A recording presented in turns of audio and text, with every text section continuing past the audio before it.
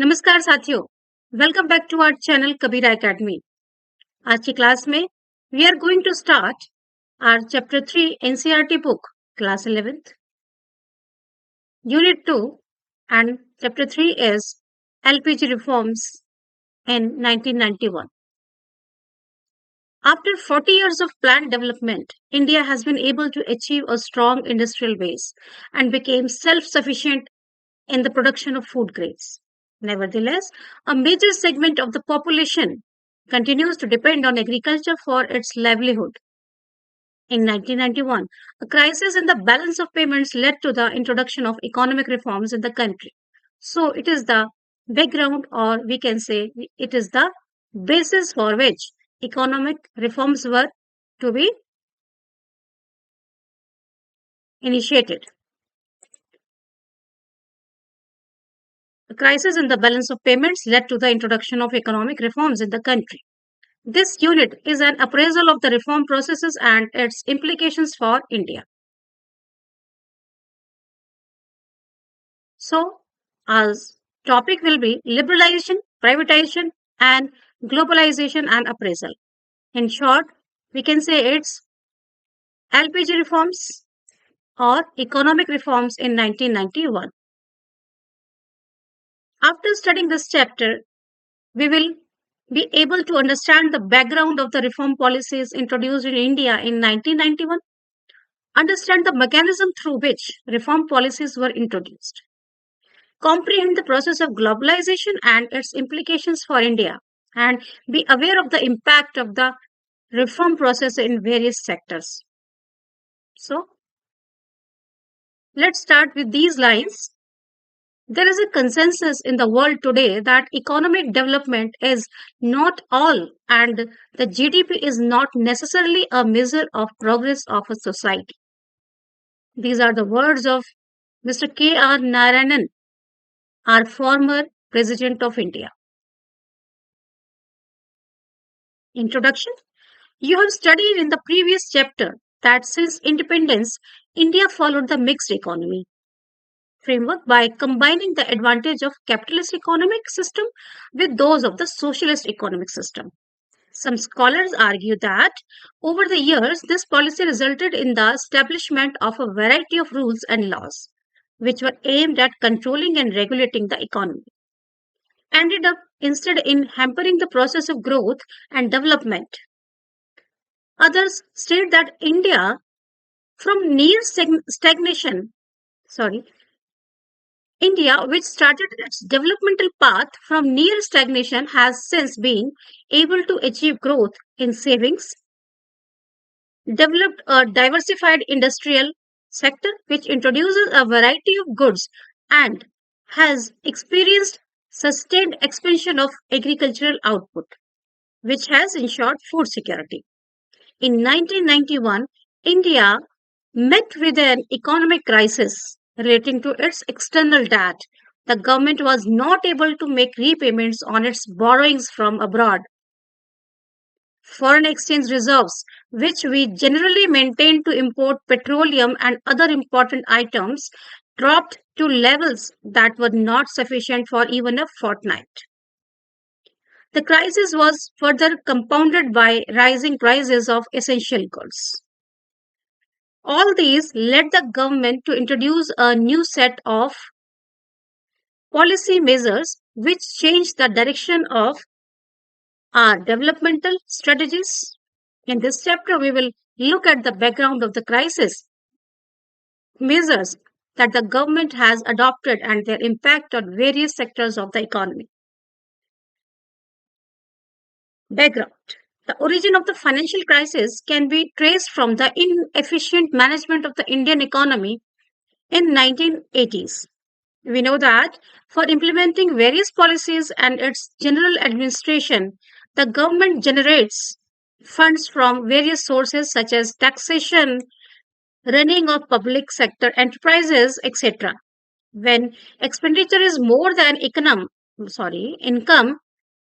the government borrows to finance the deficit from banks and also from people within the country and from international financial institutions.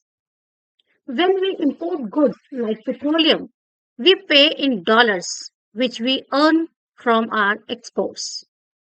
Development policies requires that even though the revenues were very low, the government had to overshoot its revenue to meet challenges like unemployment, poverty, and population explosion. The continued spending on development programs of the government did not generate additional revenue. Moreover, the government was not able to generate sufficiently from internal sources such as taxation. When the government was spending a large share of its income on areas which do not provide immediate returns, such as the social sector and defense, there was a need to utilize the rest of its revenue in a highly efficient manner. The income from public sector undertakings was also not very high to meet the growing expenditure. At times, our foreign exchange borrowed from other countries and international financial institutions was spent on meeting consumption needs. So, in such a bad situation, we were.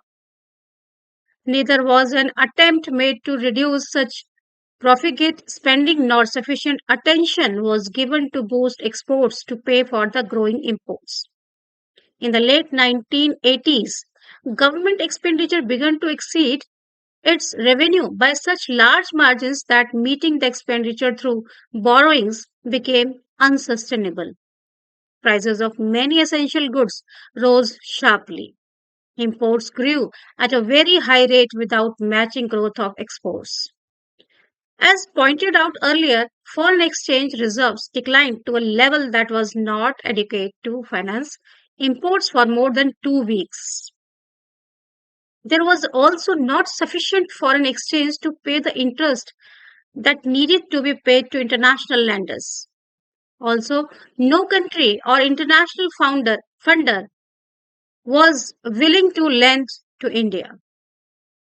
India approached the International Bank for Reconstruction and Development, that is IBRD, popularly known as World Bank, and the International Monetary Fund, IMF, and received $7 billion as loan to manage the crisis. For availing the loan, these international agencies expected India to liberalize and open up the economy by removing restrictions on the private sector, reduce the role of government in many areas, and, and remove trade restrictions between India and other countries. India agreed to the conditionalities of World Bank and IMF and announced the new economic policy NEP. The NEP consisted of wide-ranging economic reforms. The thrust of the policies was towards creating a more competitive environment in the economy and removing the barriers to entry and growth of the firms. This set of policies can broadly be classified into two groups: the stabilization measures and the structural reform measures. The set of policies can be classified into two groups. Note कर लीजिए. The stabilization measures and the structural reform measures. Stabilization measures are short-term measures. Stabilization measures are short-term measures intended to correct some of the weakness that have developed in the balance of payments and to bring inflation under control. In simple words, this means that there was a need to maintain sufficient foreign exchange reserves and keep the rising prices under control. On the other hand, structural reforms policies are long-term measures aimed at improving the efficiency of economy and increasing its international competitiveness by removing the rigidityness in various segments of the Indian economy. The government initiated a variety of policies which fall under three heads, that is liberalization, privatization and globalization. Liberalization. As pointed out in the beginning, rules and laws which were aimed at regulating the economic activities became major hindrances in growth and development. Liberalization was introduced to put an end to these restrictions and open various sectors of the economy.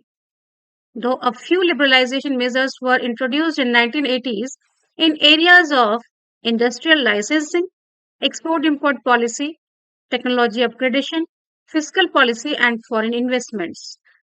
Reform policies initiated in 1991 were more comprehensive. Let us study some important areas such as the industrial sector, financial sector, tax reforms, foreign exchange markets, and trade and investment sectors, which received greater attention in and after 1991. Deregulation of industrial sector. In India, regulatory mechanisms were enforced in various ways. That is, first, industrial licensing, under which every entrepreneur had to get permission from government officials to start a farm, close a farm, or decide the amount of goods that could be produced. Second, private sector was not allowed in many industries. Third, some goods could be produced only in small scale industries. And fourth, controls on price fixation and distribution of selected industrial products. The reform policies introduced in and after 1991 removed many of these restrictions. Industrial licensing was abolished for almost all but product categories: alcohol, cigarettes, hazardous chemicals, industrial explosives, electronics, aerospace, and drugs, and pharmaceuticals. The only industries which are now reserved for the public sector are a part of atomic energy generation and some more activities in railway transports.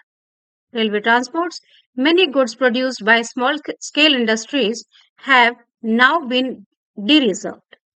In most industries, the market has been allowed to determine the prices. Now let's see financial sector reforms. Financial sector includes financial institutions such as commercial banks, investment banks, stock exchange operations, and foreign exchange market. The financial sector in India is regulated by the Reserve Bank of India, that is RBI.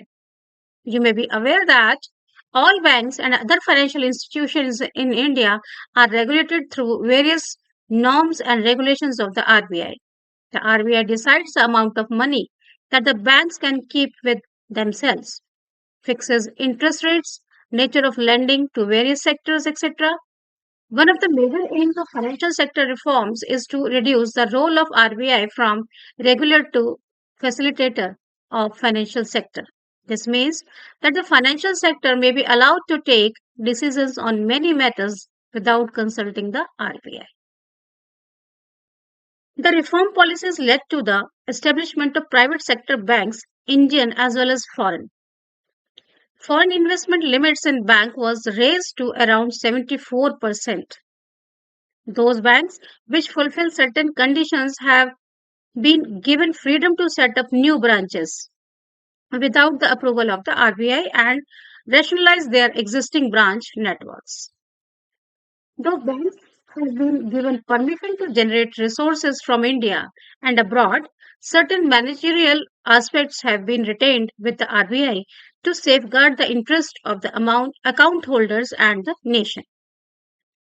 Foreign institutional buyers, that is FII, such as merchant bankers, mutual funds, and pension funds, are now allowed to invest in Indian financial markets.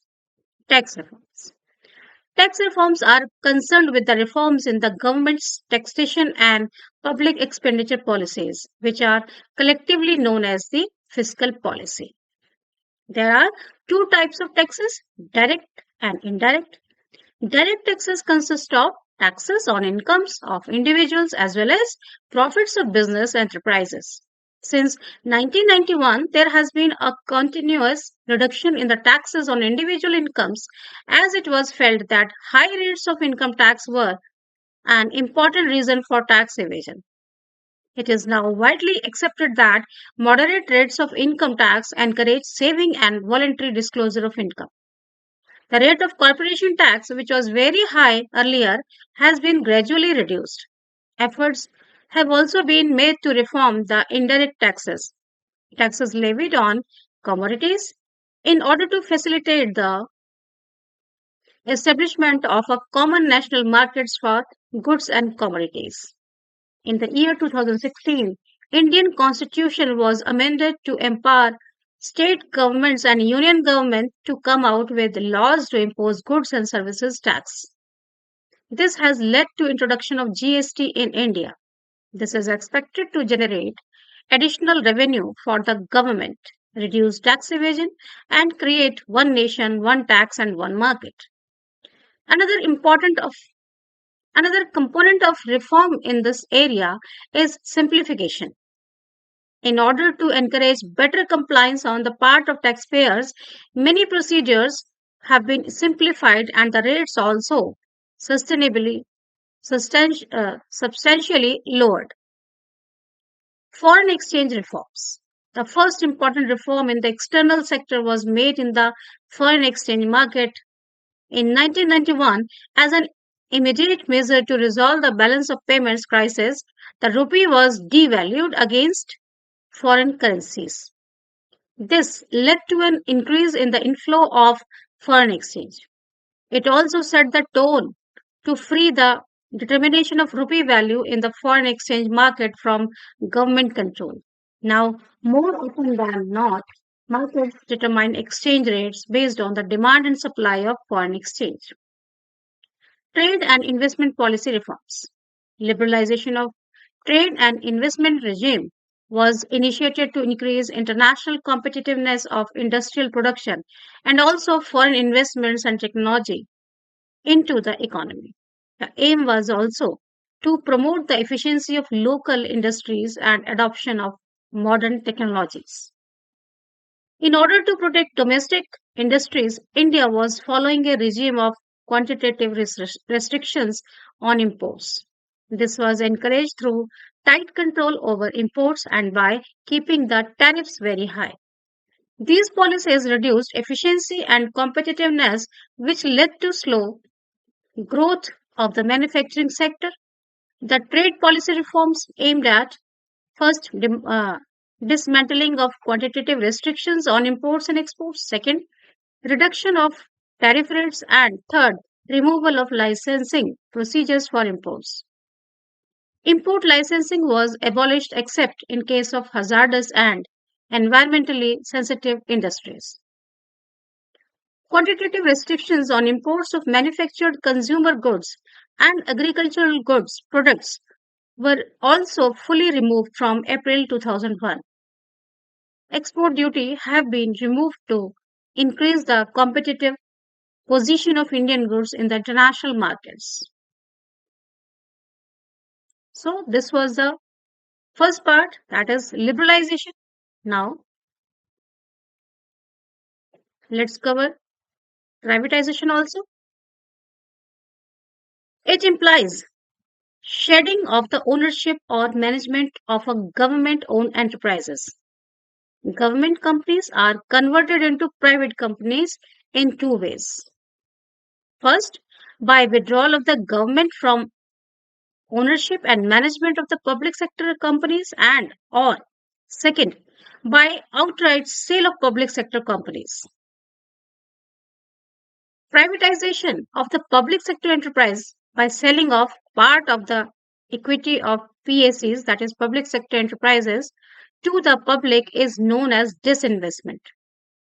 The purpose of the sale, according to the government, was mainly to improve financial discipline and facilitate modernization.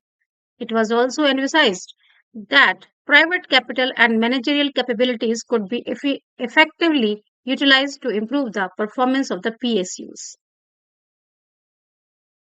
Later, Later on, we will discuss this Navratnas and public sector policies. First, we cover the paragraphs. The government emphasized that privatization could provide strong impetus to the inflow of FDI. The government has also made attempts to improve the efficiency of PSUs by giving them autonomy in taking managerial decisions. For instance, some PSUs have been granted special status as Maharatnas, Navratnas, and Miniratnas. For these details, we will see the box. Let's move on to the box. Yes, let's understand about the Navratnas and public sector policies. You must have read in your childhood about the famous Navratnas or nine jewels in the imperial court of King Vikramaditya, who were eminent persons of excellence in the fields of art, literature, and knowledge. In order to improve efficiency, infuse professionalism, and enable them to compete more effectively in the liberalized global environment, the government identifies PSCs and declare them as Maharatnas, Navratnas, and Miniratnas. They were given greater managerial and operational autonomy in taking various decisions to run the company efficiently and thus increase their profits. Greater operational, financial, and managerial autonomy has also been granted to profit making enterprises referred to as mini ratnas. The central public sector enterprises are designed with different status. A few examples of public enterprises with their status are as follows: Maharatnas, Indian Oil Corporation Limited, that is IOCL, and Steel Authority of India Limited, that is SAIL, Navratnas, Hindustan Aeronautics Limited, HAL, B. Mahanagar Telephone Nigam Limited, MTNL, and third, many Ratnas देखते हैं, Bharat Sanchar Nigam Limited, that is BSNL, Airport Authority of India, and Indian Railways Catering and Tourism Corporation Limited, IRCTC, and AAI. These are the mini Ratnas. हमने देखा example Maharatna और Navratna and Miniratna. Many of these profitable PSCs were originally formed during the 1950s and 1960s, when self-reliance was an important element of public policy.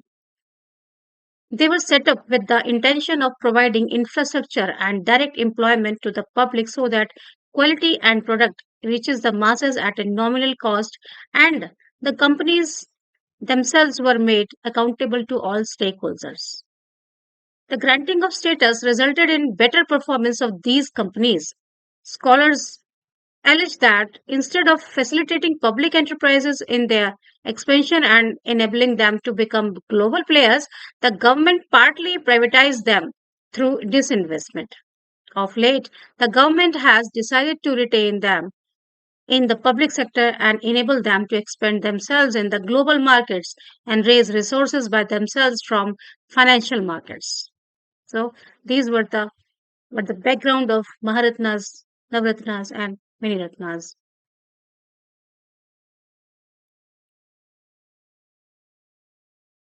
So let's stop our topic here. In our next class, we will cover globalization, and this will complete your chapter.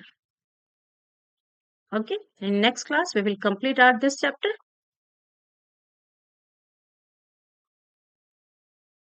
However, it is very long, but we try to cover this up. So thank you, and like, share, and subscribe our channel. How can I forget that? Thank you.